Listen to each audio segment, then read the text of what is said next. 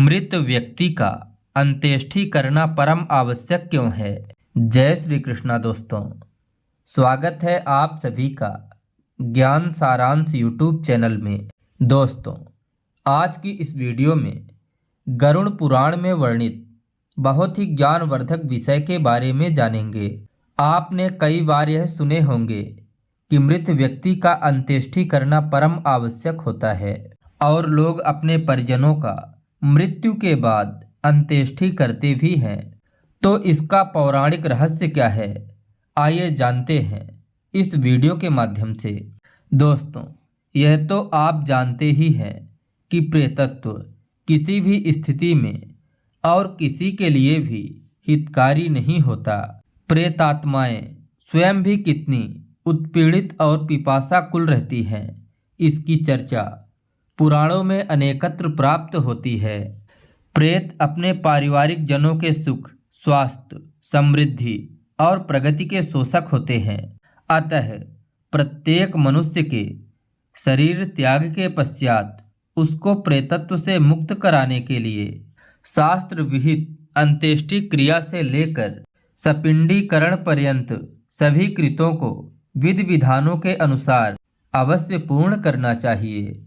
शरीर त्याग के पश्चात सिद्ध योगी, सन्यासी और धर्मात्मा ईश्वर भक्तों को भले ही तत्काल मोक्ष लाभ हो जाए, किंतु जन सामान्य तो प्रेतत्व की ही स्थिति को प्राप्त करता है। अतः मृत्यु के बाद जन सामान्य को प्रेतत्व से मुक्ति दिलाने के लिए उसकी अंत्येष्टि आदि करना परम आवश्यक है।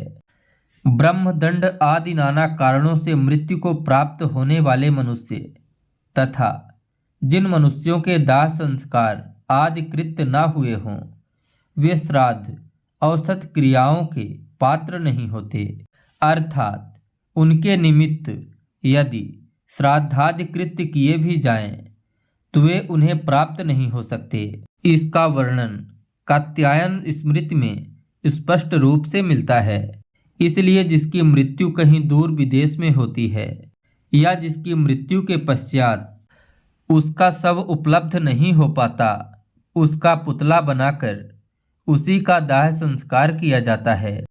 प्राचीन ऋषि मुनियों का कहना है कि प्रेत लोक का एक दिन मनुष्य लोक के एक दिन के समान ही होता है। अतः प्रेतात्मा के भोजन के निमित्त 1 वर्ष का प्रतिदिन अन्न प्रदान करना चाहिए।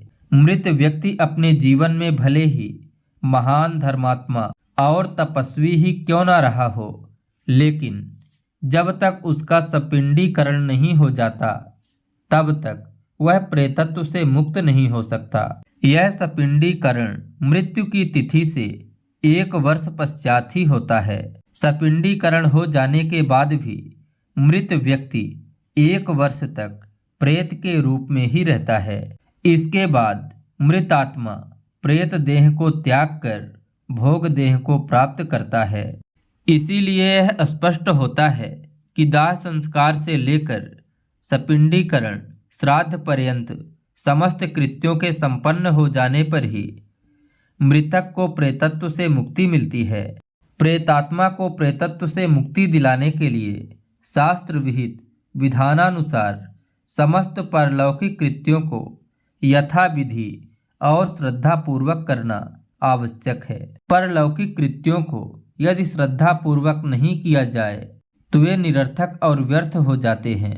उसका कोई फल मृतक को नहीं मिलता। हमारे धर्म ग्रंथों में कहा गया है कि मृतात्मा भले ही देवलोक में हो अथवा नरक में हो या किसी योनि में जन्म प्राप्त कर चुका हो, श्रद्धा पूर्वक किया गया श्राद्ध उसे अवश्य प्राप्त होता है। जो श्राद्ध आदि कर्म शुद्ध रहकर तथा एक चित्त होकर श्रद्धा पूर्वक और विधि विधान से किया जाता है, वही अनंत फलदायी होता है। जो कृत्य अश्रद्धा और विधि विधान की उपेक्षा करते हुए और अन्य मनस्क होकर किया जाता है, उसका फल असुरों को प्राप्त होता है। दोस्तों, आशा करते हैं कि इस वीडियो के माध्यम से आपको स्पष्ट रूप से यह मालूम हो गया होगा कि मृत व्यक्ति का अंत्येष्टि क्रिया करना क्यों परम आवश्यक है। पुराणों में वर्णित यह जानकारी आपको अच्छी लगी हो तो वीडियो को एक लाइक जरूर करिएगा और इसी तरह धर्म ग्रंथों एवं पुराणों से जुड़ी जानकारियों को प्राप्त करने के लिए चैनल को सब्सक्राइब भी कर लीजिएगा ताकि इसी तरह की जानकारियां आपको प्राप्त होती रहें। मिलते हैं अगले वीडियो में एक नई रोचक जानकारी के साथ। तब तक के लिए जय श्री कृष्णा, राधे राधे।